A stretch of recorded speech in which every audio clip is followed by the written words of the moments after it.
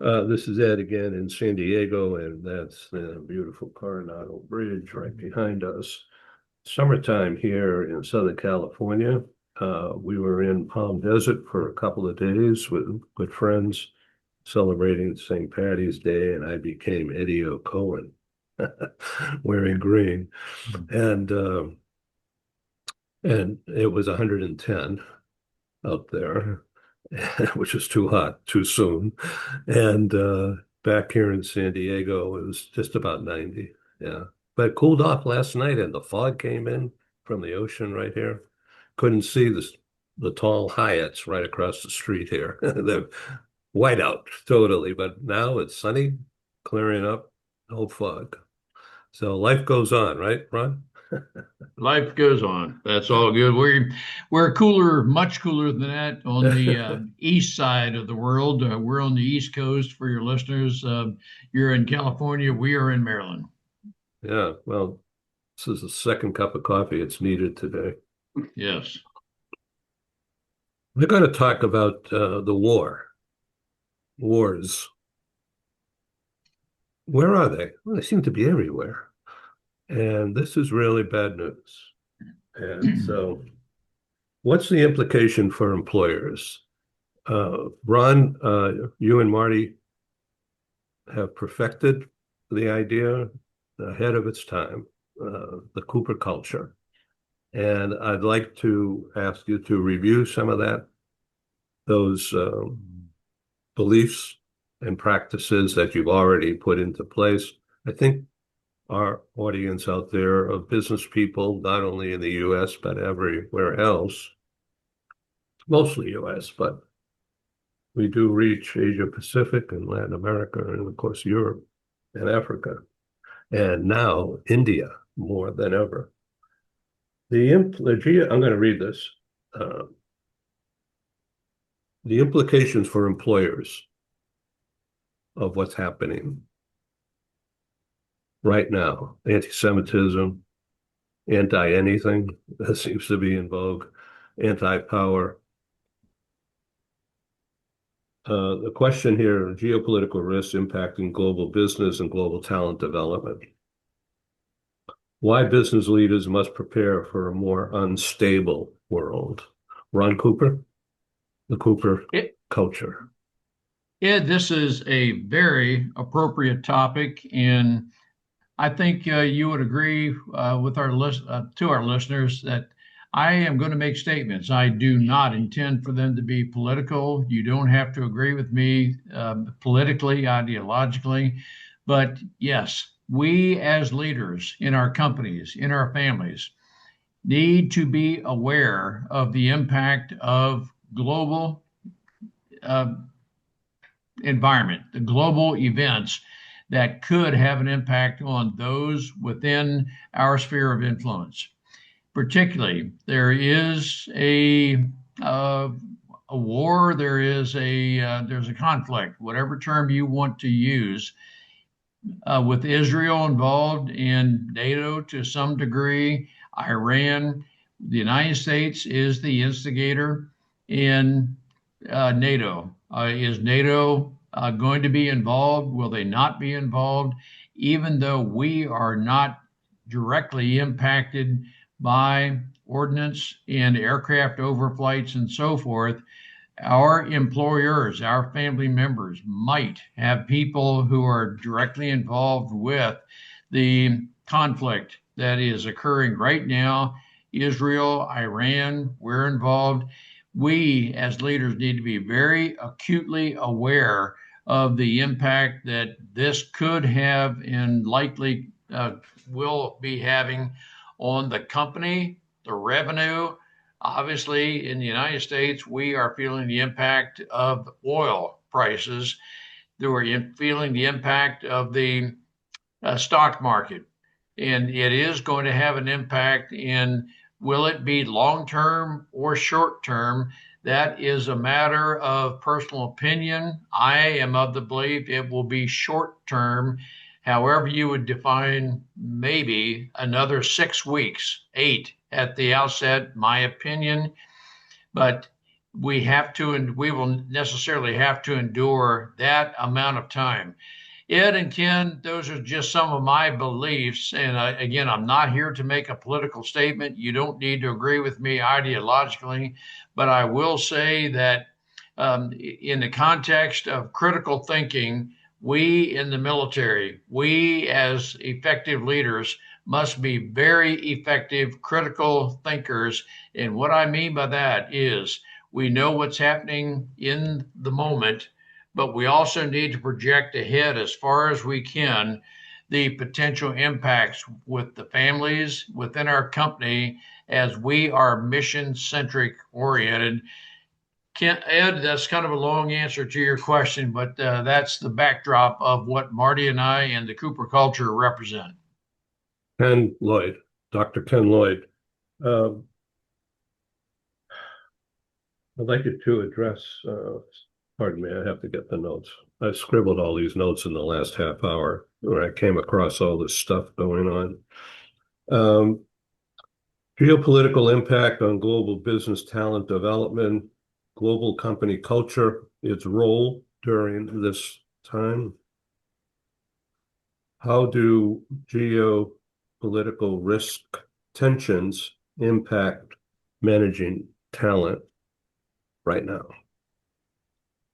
Ken, can you bring us some smarts? Let me make a phone call or two.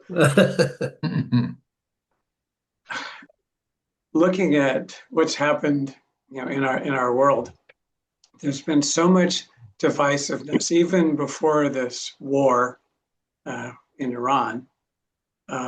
People are divided, so divided politically. They're so divided economically. We look at what's happening within America and this horrible disagreement we have, one end of the political spectrum to the next, all this negativity. And then we add not only the dreadful war in Ukraine, but now in the Middle East. I think a lot of employees are feeling kind of drained. And just as Ron said, the impact on the economy, the impact on their lives, the cost now of gasoline and how that's impacting the cost of everything else. I think we have a lot of employees who are very distressed. I think it's going to make it difficult for a lot of them in focusing fully on their work, while at the same time recognizing that there are a lot of layoffs going on, in part because of AI and now in part because of issues related to the economy.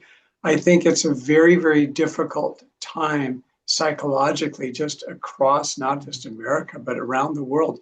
Where are we going? What's happening?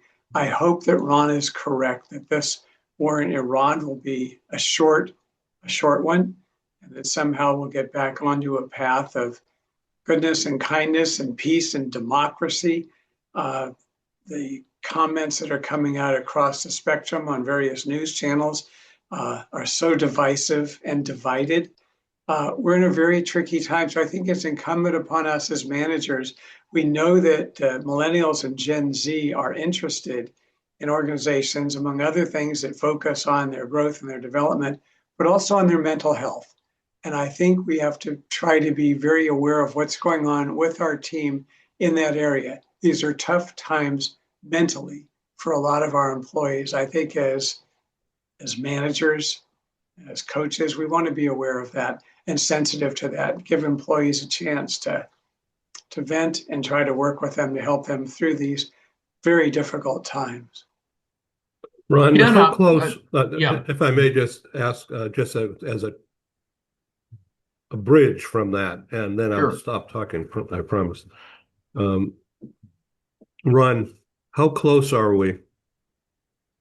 And you could discard this question if you don't want to answer it. How close are we as a nation to reinstituting the military draft? Oh, I don't think we're close at all. Good. Draft. I think we have gone through that experience, that forced involvement. I'll use that term for draft. Forced involvement with the military has not turned out real well. Right now, we have voluntary conscription, voluntary enrollment in the military with record numbers. And we have people who have pride in our country and will do whatever is necessary to defend our country. I don't think there is any chance that we'll go back to a draft, any form of conscription. That's my hope and opinion. But I want to address Ken's statement of mental health. And I want to make a statement, and I certainly don't expect everyone to agree with it. There are statements that Iran is the number one state for creating terrorists. You may or may not believe that, but you come down on one side or the other on that. And if you do believe that is a possibility, that is a credible statement, then I would ask you, do you believe there is a possibility Iran could use nuclear energy to develop a weapon? And then goes further, do you think Iran could possibly use that weapon not only against Israel, who is much closer, but possibly even against the United States? And if you believe that is a possibility, then what will we do to persuade? What will we do to keep Iran from developing that nuclear capability, which could be a threat to not only Israel, one of our closest allies, but to the United States, but then also the NATO nations? Our president, whether you agree with him or not, has made a statement that we believe that Iran was a threat. And that is why we're doing what we're doing. Can we keep Iran from producing a nuclear weapon?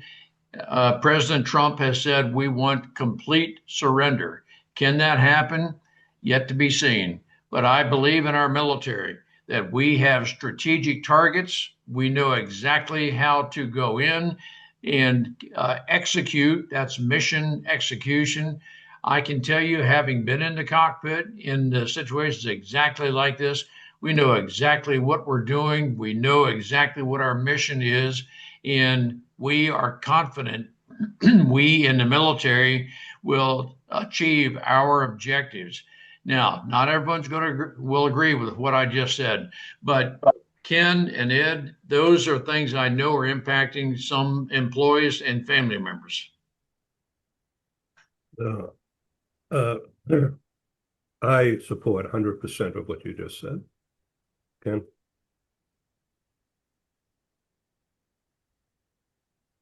Certainly, we were facing a very different and dangerous kind of situation. And I take the position that there's so much that we don't know about what's really going on. And my hope and prayer is that those who are making the key decisions know a lot. I would assume they know a lot more than we do. We're reading varied opinions and so-called analyses. Look, we're in a dangerous world. A decision was made, and my dad had an expression. His expression was, person's at a bar and he's asking for a drink, and he wants it on a tab. And so the bartender asks the owner, "What do I do?" And the question is, has he had the drink? He's had the drink, then you extend him the credit. In this case, this is happening now. We've had the drink. So now, hopefully, things will prevail just as Ron has indicated. I certainly value Ron's judgment, having sat in the cockpit and served this country so well for so many years in the military. So I think his insights and inputs are very important for all of us to listen to and understand. He brings a lot more expertise than a lot of people that are out there talking about this on both sides of the issue. So I just thank Ron for his insights on this. Thank you, Ken. I appreciate that. One of the current situations in being right now is the question, did our administration, President Trump and those on his cabinet, think ahead about the Strait of Hormuz and what is required to keep that open? Or did our administration get caught by surprise? I pretty obviously was not in the planning room when the administration, and here's how I hope things would happen. President Trump said, military, I authorize you to plan and execute. I can almost guarantee you the military, through critical thinking, thought through everything, the strategic targets and the what if analyses. What if the Iran were to attempt to block oil coming through the Strait of Hormuz?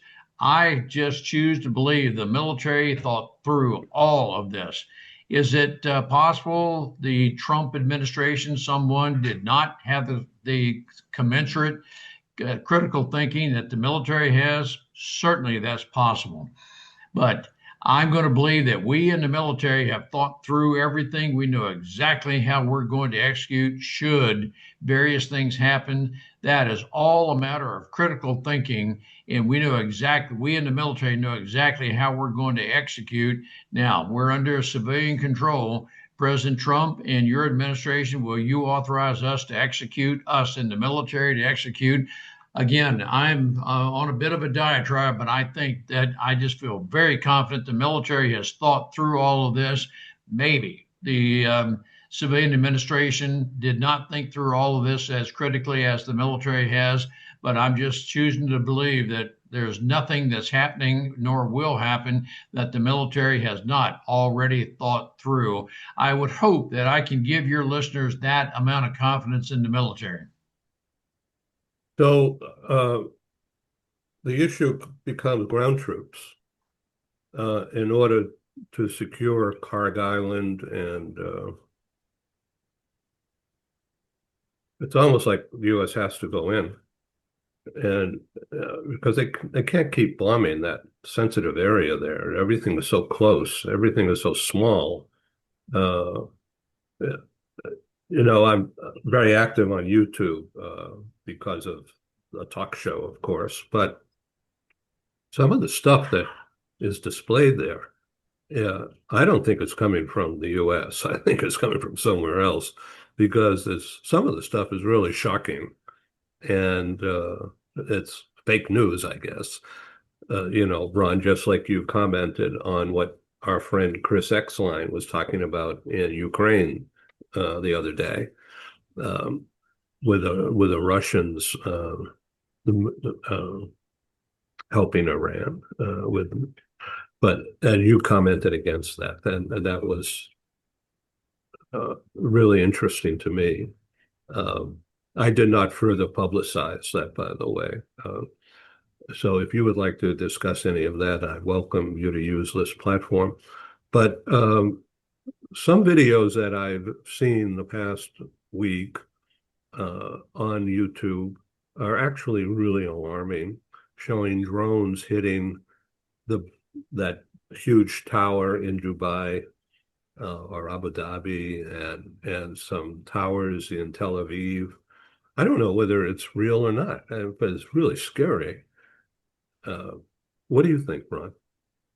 And Ed, I am very cautious of news. And is it fake news? Is it AI? I'm very cautious of that. I personally do not propagate anything that I see. That's just me. I don't criticize anyone who does, but I don't propagate anything that I see because I quite honestly don't know what is fake news. Yeah, I know various people have various sources. They say I can 100% trust whatever source as being valid news. And I'm just skeptical enough that I don't know. And so I would hope that we in the United States can develop relationships with our NATO allies and others that we can have a very peaceful but relatively quick solution to this situation. It's unfortunate if Russia is providing intelligence to Iran. I hope that is not the case, but whatever is happening, I have belief in faith in our intelligence, in our teamwork, that we will be able to see through, see into virtually everything that's happening. Ed, I may have a false hope, but I just don't think so. That's where I am. Yeah. If you'd like to add anything about what you and Chris Exline were dialoguing about the situation in Ukraine this past week, feel free to. Ken, what do you think of all this? Should we change this topic or go a little deeper? Whatever, Ed, you're the moderator. Whatever you'd like to do with this. I'm just thinking, I think all of us grew up in the Walter Cronkite era. Yeah. Where he was listed as the most trusted person in America, and that was the news. News was news. I look at news today as it's not news; it's opinions, and just that's what it is. You're getting different opinions, different viewpoints, and truth is unfortunately a variable. What is really happening? What's going on behind all this? What is going on with the decision making? And if you expose yourself to various, if you will, news or opinion outlets, you'll see that a story can be quite different as to what happened in various situations. So I take it as that, and try to keep an open mind, try to understand where others are coming from, where they're getting information, and not locking in. It's not all black and white. It's shades of gray. And if we lock in and people are rigidly believing to one set of opinions on what's happening out there, it can be destructive. And we see that in the workplace, to bring it back to that topic of employees feeling very, very differently about what's happening politically in America and in the world, and even in terms of the wars that are going on. And at least to be sensitive to that, to allow people to have their various opinions, but not to thrust them onto others or to treat others differently because they have different views and opinions and thoughts about what's happening, but rather to keep the dialogue open and, if you will, to keep it psychologically safe, where we can disagree about what's happening and not create problems out of that. Ron, I'd like you to. Oh, I'm sorry. Yeah. Go No, that's right right. ahead. Ken, to advance what you're saying, in the context of audio and video recordings, we don't know. We on the listening side don't know how much of whatever's been recorded, audio or video, has been edited.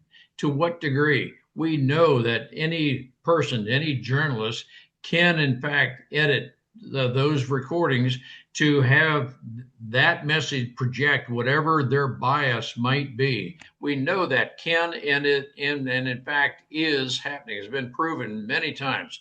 And so with that as a source, I know I'm very skeptical of any recording that I may see or hear that I because I was not actually there to view it myself. I don't know how much that recorded may have been edited to achieve some biased viewpoint. So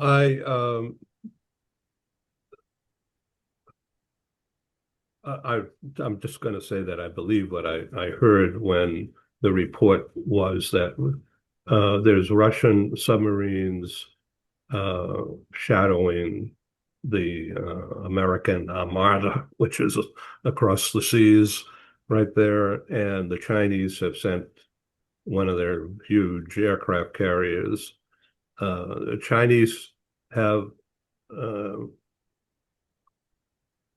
interest. They get the oil from Iran. They need it. Japan, whose president, the new president, is in Washington today with meetings with President Trump. First time, I think, I'm not sure.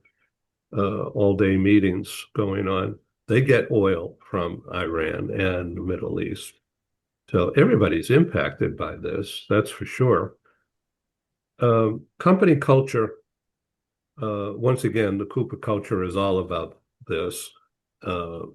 Cooper culture, thecooperculture.com is the site where you can go get deeper info. So the question is, how can company culture, Ken, I'd like you to address this too. How can your company culture bring people together now, not apart, pulling people together now, not driving them apart? I asked Gemini this a few minutes ago before the show started. So they spit out everything that we already know. Communications, inclusivity, and values, stressing values, company values that are supposed to bring people together, help the customer. Ron? And if we as leaders within our families, within our companies, focus on the mission, what is the mission? And as we keep that focus on the mission, we're saying that, okay, that becomes the primary topic. That's what we're about. Other topics become peripheral. Not to say they're not important, but they are peripheral based on the company's mission. Now, your welfare, Ed, your welfare, Ken, if you were one of my employees, yeah, that's very important to me. That's part of the mission centricity of our company culture. I want to know what is concerning you about outside events in the context of if I can project to you my compassion to care for you, and I know that you're concerned about, that is going to all contribute in a positive way to the mission culture or the mission centric nature of our company. But I want you to know that I care about you. And yes, if you have concerns about things that are happening outside, external, that could affect your performance, I want you to know I care enough about that to talk. I want you to feel free that you can bring up any topic of any sort you want, because we have a psychologically safe culture in which we do that. And as you can feel free to bring up these kind of topics, you will have the confidence that, yes, I know I can talk to this. I know my leader cares enough about and for me that we can talk our way through this. That, yes, this may be a very tense moment in my life, but I know I have the backing, the support of the leaders in my company. Ed, that's a lot of what the culture is about, and we as leaders must exude within our companies. Ken, please comment. Yeah, I know underlying the Cooper culture, I can tell you one key word that ties into what we're talking about, and that word is respect. That we have respect for our employees as individuals, even if we personally might disagree with some of their philosophy or thoughts or views, but to treat them respectfully, to listen to them, to do more than talk about respect, but to show it in our behavior and to make that a core aspect of what's accepted and expected within the organization. It opens the door to just the kind of environment that is psychologically safe, that I'm truly respected as an individual. We don't have to disagree on everything. My grandmother used to say, what a boring world it would be if we all agreed on everything. That's okay. That's part of what makes us interesting and makes us people. We're not all just going to go in lockstep and agree on every item. And that would be a very scary organization to be in. That's why saying, look, we're here. We have different opinions. We have a mission. We have our goals. We have objectives. And everyone's thoughts are treated respectfully. We will listen to what others, we want everyone to listen to others. And if you disagree, to do so respectfully and in a humane and open way, and not to use the disparaging kinds of comments and distrust and disrespect that are easily set up for people to fall into. That's not part of a respectful culture. And Ken, I'll advance again what you're just saying, that as we project values within our families, our companies, and one of those values is, as you said, respect. Another value is trust. Another value is I will never denigrate your personal character. I am not anti you. We can vehemently disagree on any number of topics, but I'll never denigrate your character. I'll never denigrate your background because of whatever it is that, but I'm interested in learning from your perspective and so forth. We can, in fact, grow together if we choose to do that in a mission-centric family, in a mission-centric company. And that may sound very lofty, those words, but in other words, what are we about? What does this family represent? What is a branding statement? Different terms for the same thing. That this company, this family, we represent a unified team. That's really what we're about. And as we are able to come together as a unified team, we can do so again. I'm repeating myself a little bit. We can separate mission-centric topics from peripheral topics. And yes, everything happening geopolitically, yeah, it's important, but it's peripheral to what we're about within our company or family. That our core being as a family, we have to function as a team. We have to know each other very well. We have, as Ken, you said so eloquently, that we have to respect each other. That is a part of having a core team that functions extremely well. So let's begin to sum up. We're not ending this right now. We got plenty of time. Or we can end it if you guys want to stop it.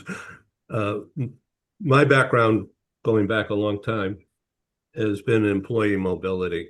In other words, sending people out on assignment and build the talent development. And of course, cross borders too, cross cultures.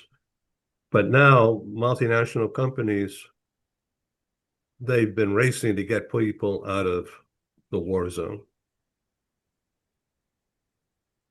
and bringing them home. Disruption, threats. And the traditional way of sending people out on assignment cross-border, what I'm getting just this morning is bulletins and I have to say companies are not broadcasting this currently. They're afraid of being of kidnappings and of talent and family overseas, particularly in Dubai and throughout that whole area right now. Right now. And so the rise of this, Zoom, whatever is similar. This is safe. I'm here with you in Maryland and with you in LA, and I'm in San Diego. We don't need to be in person if we're in danger or at risk. So companies who have for years generated international assignments in support of them have just said, stop. Too risky. Not only with all the BS connected with tax and immigration and local politics impacting who's coming in to take someone else's job potentially. It's not just US, that same thing is going on all over Europe right now. And the big guys, the big companies are saying, I'm done with this. Do it remote and do it right. Get it done. Fascinating times right now because companies have invested millions in international talent development. So with that in mind, I also want to make a bit of an announcement. Our friend, Annette Dernick in Cologne, Germany, who's been on this program many times, introduced me to a friend and mentor in Berlin, a guy who's third generation business owner, family business, extremely well established. Produced a training program at Harvard in Boston, and he's a venture capitalist also. And so Annette informed him about me and the program and how it generates conversation in a safe place. He took an immediate interest. I sent him some of the shows that you both have been on as samples prior to him saying, let's talk. And so we had that conversation the other day on Monday morning. And we're going to have more. And he'll be joining us in the future on some of these programs. He wants to have a good look at what I'm doing. No promises. But one of the ideas that he said I ought to do after looking at some of the programs that we've done, including some of yours, Ron, and some of yours, Ken, and programs we did with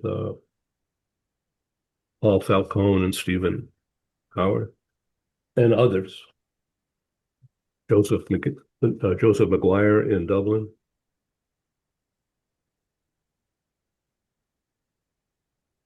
And I told him the story. He wanted to know the story of how I started the whole thing in California Bound in 1980. And then I sent him that article that was published by the London publisher about the role of people care, relocation administration, and managing people who are on international assignment or cross-border assignment of any kind, and how it ties in with foreign direct investment, investing in communities to build land, whether it's data centers or whatever.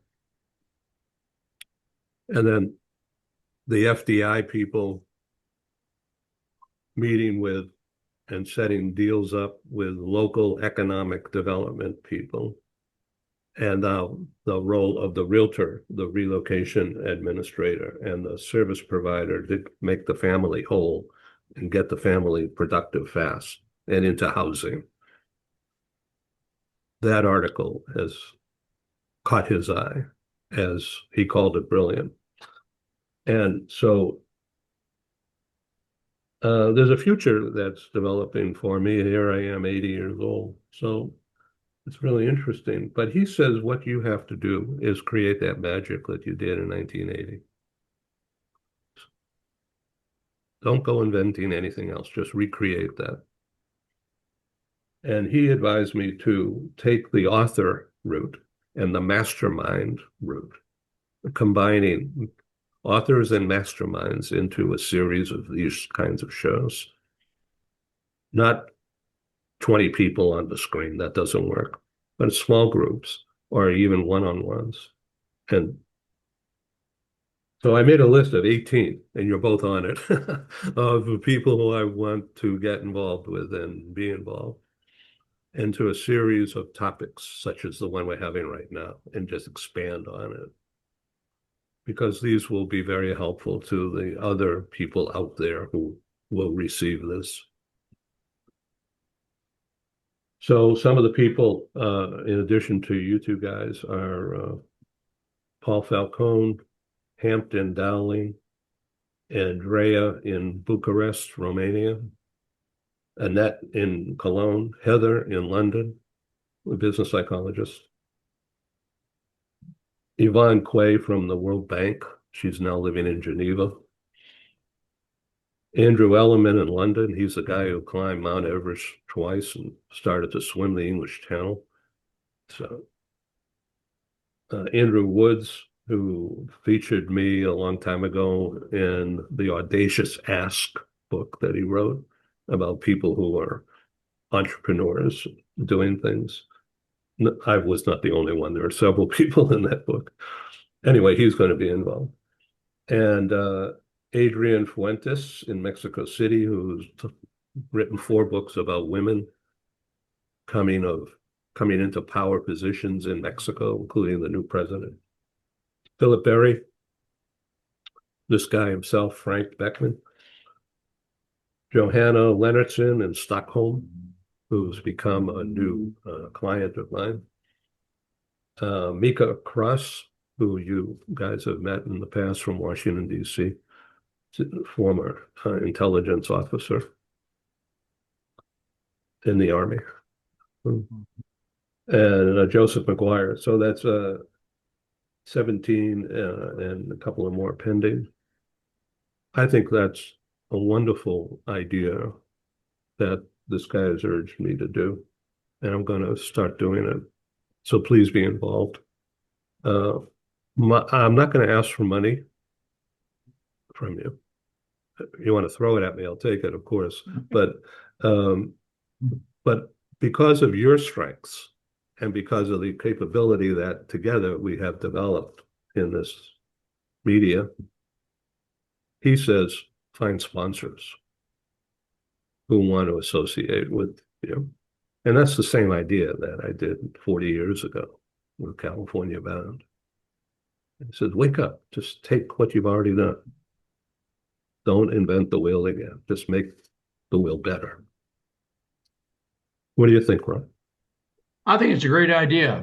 Just Okay. very briefly, Ed, two thoughts came to mind. Marty and I interviewed Andrew Elliman Tuesday this week. I met him through Great, LinkedIn, and great. we did a podcast with him. What I'm just astounded. Exciting guy. I'm astounded at what he has in mind coming up to do to prove to others mental health and so forth. I am absolutely flabbergasted at I didn't even know if people could think of things that he was thinking of. I am totally intrigued with that. But Ed, in the context of your earlier start, relocation, I will tell you one of the topics that a person would necessarily need to be well versed in if you're going to relocate people or be involved in that. To what location? You have to be very knowledgeable of the environment to which they would be entering, which then what might make them a target for something. And you are well versed in the welfare of the people that you are helping to relocate.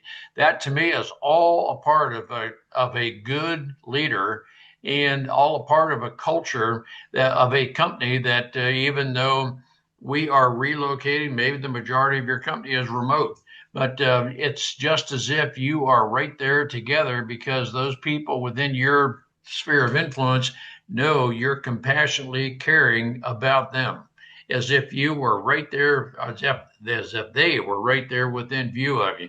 But Ed, I think this, from my perspective, I think that's you're discussing a great opportunity. Yeah. I totally agree with Ron on this. I certainly like the individuals you named are certainly just a great group. I've had the pleasure of getting to know a good number of them through your broadcasts, and extremely impressive, all right, and interesting, varying perspectives. So it's not all going to be the same type of information at all. The backgrounds, the philosophies, the approaches are different and they're deep, which I think is absolutely terrific. And I like the idea of keeping it small. You don't want these to be a town hall where the screen fills up and it looks like, oh my goodness, this is just a mass of people there. But rather to have the exchange, the varying opinions, the different views, and get a bona fide conversation going on. And it really does advance the topic. And frankly, the insights that are shared by your guests can trigger new thoughts by other guests who are on the show. So I think it's terrific to keep that size down and keep the dialogue as open as you always have. You encourage that, you support it, and you bring it out. And I think that's one of your real excellent skills. Thank you very much. I really appreciate that. So I'd like to, I'm not a preacher, but I think we need to think about praying for safety for the American troops out there because I think they're up against the devil. And I never thought I'd ever say that on broadcast, but this is scary times. And Ron, the strength that you talk about and display really needed right now. Ed, I want to give, I think you know the confidence having your experience with the military, but for any listeners who have not been involved with the military, I would like to impress on your listeners the training we go through. We are constantly training in the military. There's rarely a day that goes by that we're not in some form of training. And a part of that training is critical thinking. We're always thinking ahead. What if? And many of us in the military are very, very confident in our role in the military. One reason that gives me belief that to your question, Ed, early on, that we in the military serve in those positions because we believe we are called to function in that position. Therefore, we don't need to forcibly bring people into the military. When you do that, you're bringing in all kinds. No, we want those who believe they are called to function in a military position, whether it's the minimum number or whether it's for a career. But we want those who are dedicated to the military mission, and that's what the all volunteer force is all about. Again, Ed, I want to give you and your listeners as much confidence as I can project that we in the military are very confident in what we do, our mission. We are a unified team, and together we will accomplish exactly what needs to be done. Marty and I sincerely resonate with you praying for our military. And yes, we sorry, are not, we've we're lost not, you. Okay, go ahead. We hear you. yeah, we are not so confident in our confidence that we will never experience adversity. But I will tell you with confidence, we have the utmost confidence. We will go into the target area. We will return from the target area. We're very confident, not arrogant, but we're very confident through our training, through our teamwork, that we are a highly functioning team and we will be winners in the process. Ed, that may sound arrogant to some people, but I hope that is more so a vote of confidence to those in your audience. Thank you very much. Ken, would you like to sum up? In terms of what Ron just said, I think my one word comment on that is wow. You just inspire confidence in those around you. And people, instead of talking generally about the military, but here you are in the cockpit, you've spent all those years doing these amazing feats within the military. And when you talk and articulate, as you just have, about all that's going on and what the military, if you will, mindset is in approaching this, I think it's very inspirational, it's very informative, and I think this has made, just your words here have made me feel better, literally making me feel better about what's going on over there. I think you're truly an inspiration. And I think the more that your message is out there about what you just said, I think it's very important in these times because people don't know who to listen to, what's going on, what can we believe, what's happening. And here it is from a person who's been there and is still quite involved, certainly psychologically, in what's happening in this world and with the military. And I think it's very important for the rest of us to hear your thoughts on this. I think it's been very informative and educational. So thank you. Let's go back, if we thank you, can, Ken. to 52. I was 7 years old then, but and watching cowboy shows on TV. But General Eisenhower ran for president as a Republican and won landslide. And because they just trusted the military guy. He was old already at that time, but I just see that in you, Ron, and I don't mean to embarrass you at all. It's just the voice of smart, smart and strength, trust. Thank you.